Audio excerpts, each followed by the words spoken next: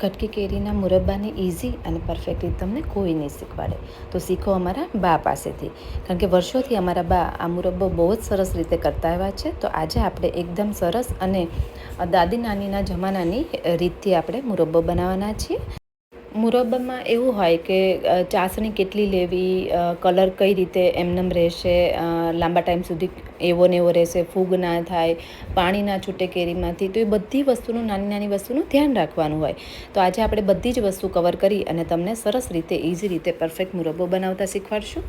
તો એના માટે અહીંયા 3 નંગ અને આમ જોઈએ વજનમાં 1.25 કિલો જેટલી રાજાપુરી કેરી છે. તો મુરબ્બો બનાવવા માટે હંમેશા રાજાપુરીનો કેરીનો યુઝ કરો. બાકી તમે બીજી કોઈ કેરી યુઝ કરવા માગતા હોય તો કરી શકો છો, પણ આના જે પીસ કરેલા હોય ને એ એકદમ આખા આખા રહેશે, સાવ ગળી નહીં જાય. અને આ દળવાળી હોય છે, એટલે કે ઠળિયો એનો ગોટલો નાનો અને આ જે દળનો ભાગ વધારે હોય છે. એટલા માટે હંમેશા બને તો મુરબ્બા માટે રાજાપુરી કેરી જ લેવી. તો કેરીને આપણે થોડી વાર માટે પલાળીને રાખી હતી, અડધો કલાક માટે. પછી એને ધોઈ છાલ કાઢી લેવાની. છાલ અહીંયા ડબલ કાઢવાની રહેશે. અને પછી એના આ રીતે પીસ કરવાના, મીડિયમ સાઇઝના અથવા તો થોડા મોટા, કારણ કે બા ઝીણી કટકીનો નથી કરતા, આવી રીતે મોટું મોટું આખું રહે ને એ રીતે કરે છે. એ ખાવામાં આવે ને તો બહુ મજા આવતી હોય છે. આ કટકા આખા રહેશે તો એ રીતે કરવાના. અને જો આની છાલ એકદમ ડબલ ઉતારી છે ને, તો પહેલી વાર ઉતારશો ને તો ગ્રીન છાલ જેવું નીચે પણ ગ્રીન રહેશે, પણ ડબલ વાર ઉતારજો એટલે એકદમ સોફ્ટ જલ્દીથી થઈ જશે. તો 1.25 કિલો આપણે કેરી છે અહીંયા. હવે અહીંયા કેરી સુધારી તરત અહીંયા પાણી ગરમ થવા મૂકવાનું છે. પાણી એકદમ ઉકળવા દેવાનું.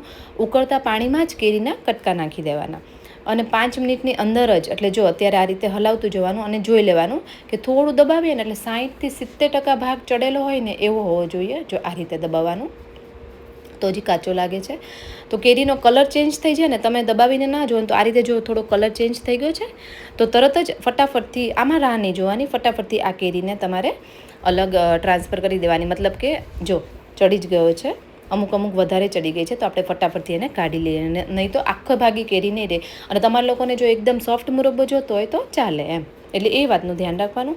બાકી 1 કિલો કે 1.25 કિલો સામે તમારે 1 કિલો જેટલી ખાંડ અથવા તો 1.25 કિલો ખાંડ લેવાની રહે. તો અહીંયા મારે 500 ગ્રામની તપેલી છે માપ પ્રમાણે, તો મેં 2 તપેલી એટલે કે 1 કિલો જેટલી ખાંડ નાખી છે. તો ખાંડને નાખી આ રીતે પોળું કરવાનું, પહેલાં તો પાથરી દેવાની અને પછી ખાંડ ડૂબે એટલું પાણી. એટલે 1 કિલો સામે અહીંયા મેં જોઈએ ને તો 500 ગ્રામ, એક તપેલી 500 ગ્રામની છે એટલું પાણી અંદર સમાશે.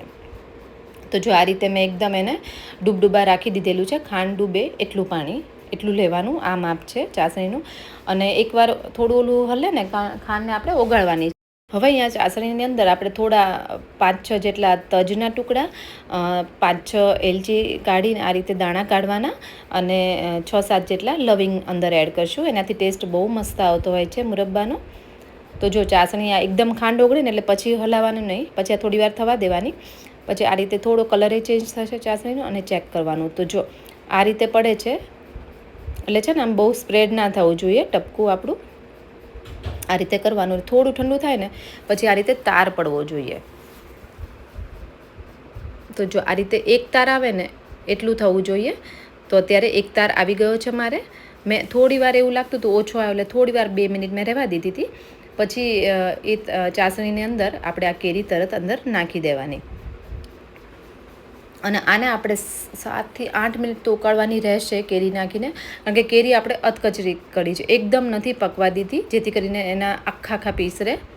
અને આ રીતે જો 7 થી 8 મિનિટ જેવું થાય ને પછી કેરીની અંદર આપણે આ જે ખડા મસાલા નાખ્યા હતા એ નાખી દઈએ અને થોડા કાજુ અને બદામ નાખી દઈએ વચ્ચેથી કટ કરીને. એટલે મેં 2 ભાગ કર્યા છે, અથવા તો તમે ઝીણા સુધારીને પણ એડ કરી શકો. ઓપ્શનલ છે, પણ ટેસ્ટ એનો બહુ મસ્ત આવતો હોય છે આ મુરબ્બામાં. એકદમ આપણો શાહી મુરબ્બો રેડી થશે. તો જો કેરી આપણી ટ્રાન્સપરન્ટ થાય ને ત્યાં સુધી થવા દેવાનું. અને આ નાખીને પણ એક તાર થવો જોઈએ, એ થવું જોઈએ, એ કરવાનું છે. અને લાસ્ટમાં હું તમને તાર પણ દેખાડી દઉં. લાસ્ટમાં જો આપણે થોડું કેસર નાખ્યું છે, એનાથી મુરબ્બાનો કલર અને ટેસ્ટ બહુ જ સરસ આવતો હોય છે. અને હવે તો આપણે તાર જોઈ લઈએ. ચાસણી કરી ત્યારે એક તારની કરવાની, એકદમ આખો તાર આવે ને ત્યાં સુધી થવો જોઈએ. પછી કેરીની કટકી નાખવાની અને પછી કેરીના કટકા નાખીને પણ આખો તાર ફરી થવો જોઈએ. એ વાતનું ખાસ ધ્યાન રાખજો. તો ક્યારેય ફુગાશે નહીં અથાણું, એટલે મતલબ આ મુરબ્બો, અને એવું ને એવું રહેશે. તો જો આ રીતે ચાસણી નાખીને એટલે આ ટપકું હલવું ના જોઈએ, આ રીતે થવું જોઈએ. આપણે કેમ પતાસા પાડીએ એવું રહેવું જોઈએ. અને થોડું ઠંડુ થાય ને એટલે આ રીતે આપણે ચેક કરીએ. બહુ ગરમ છે થોડું. તો જો આ રીતે આખો તાર બને છે એ રીતે થાય ને એટલે આપણી ચાસણી બનીને રેડી થઈ ગઈ છે, આપણો મુરબ્બો રેડી થઈ ગયો છે. અને થોડો ઠંડો થવા દેવાનો. અત્યારે હજી મેં આવી રીતે કપડું ઢાંકવાનું, ડીશ કે એવું ના ઢાંકતા, નહીં તો વરાળનું પાણી થશે. એટલા માટે ગરમ ઉપર આપણે કપડું ઢાંકી દેવાનું. તો જો એકદમ કટકા કેરીના આખા આખા રહ્યા છે, એકદમ સરસ મજાનો, જોઈને જ મોઢામાં પાણી આવી જાય એવો મુરબ્બો બનીને રેડી થઈ ગયો છે અમારા બાના સ્ટાઇલમાં. તો તમને આજની અમારી આ રેસીપી કેવી લાગી કમેન્ટ કરીને જરૂરથી કહેજો. અને હા, રેસીપી ગમી હોય તો વિડીયોને લાઇક, શેર અને ચેનલને સબસ્ક્રાઈબ જરૂરથી કરી દેજો. અને એ પણ કહેજો કે તમે કઈ કેરીનો મુરબ્બો બનાવો છો. અમે રાજાપુરીનો બનાવીએ છીએ.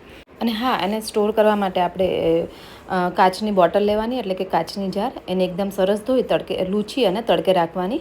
અને પછી એની અંદર ભરજો, બિલકુલ પાણી ના હોય એ વાતનું ખાસ ધ્યાન રાખવાનું. અને પછી આખું વર્ષ તમે એમને રાખી શકો તો સરસ રીતે જ રહેશે. ખાલી થોડી આપણે ચાસણીનું ધ્યાન રાખવાનું, તો બિલકુલ બગડશે નહીં. તો ચલો ફરી મળીએ એક નવી રેસીપી સાથે. Thank you.